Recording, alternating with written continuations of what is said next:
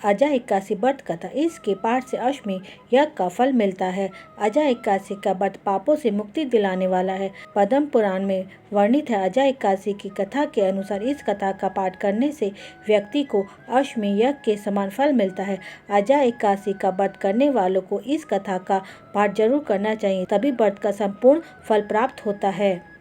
युधिष्ठिर ने पूछा, जनार्दन, अब मैं यह सुनना चाहता हूँ कि भाद्रपद मास के कृष्ण पक्ष में कौन सी एकादशी आती है, कृपा करके बताइए।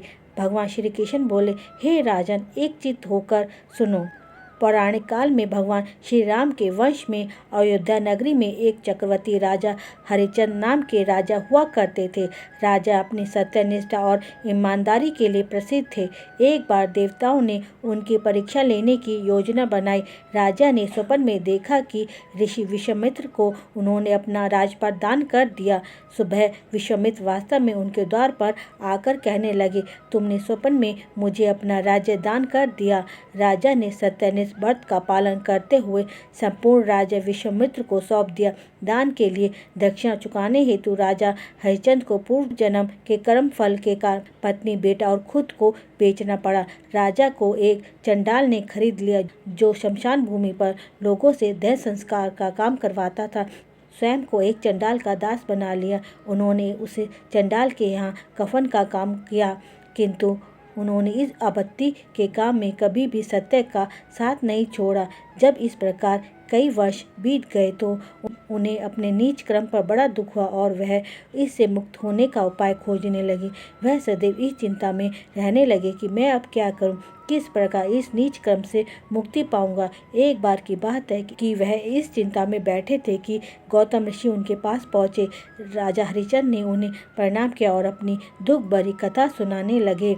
राजा हरिश्चंद्र की दुख भरी कहानी सुनकर महर्षि गौतम भी अत्यंत दुखी हुए और उन्होंने राजा से कहा, हे राजन, भादो मास के कृष्ण पक्ष की एकादशी का नाम अजा एकादशी है। तुम उस एकादशी का विधि पूर्वक व्रत करो तथा रात्रि को जागरण करो, इससे तुम्हारे सभी पाप नष्ट हो जाएंगे। महर्षि गौतम इतना कहकर आलोप हो गए। अजा एकादशी आने पर राजा हरिश्चंद्र ने महर्षि के कहे अनुसार विधि पूर्वक उपवास तथा रात्रि जागरण किया। इस व्रत के प्रभाव से राजा के सभी पाप नष्ट हो गए। उस समय स्वर्ग में नगाड़े बजने लगे तथा पुष्पों की वर्षा होने लगी। उन्होंने अपने सामने ब्रह्मा, विष्णु, महेश तथा देवेंद्र आदि देवताओं को खड़ा पाया।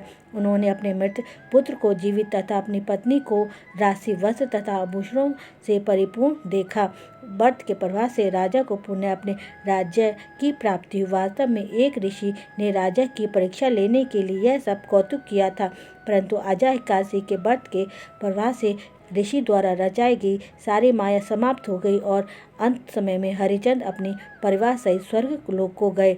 हे राजन, यह सब अजा एकादशी व्रत का प्रभाव था। जो मनुष्य इस उपवास को विधि पूर्वक करते हैं, वह रात्रि जागरण करते हैं, उनके समस्त पाप नष्ट हो जाते और अंत काल में स्वर्ग को प्राप्त होते हैं। इस एकादशी व्रत की कथा के श्रवण मात्र से ही अश्वमेध यज्ञ की फल की प्राप्ति हो जाती है। हे विष्णु भगवान, कहानी कहते सुनते हुंकार भरते समस्त परिवार को सुखी रखना। बोलो विष्णु भगवान की जय।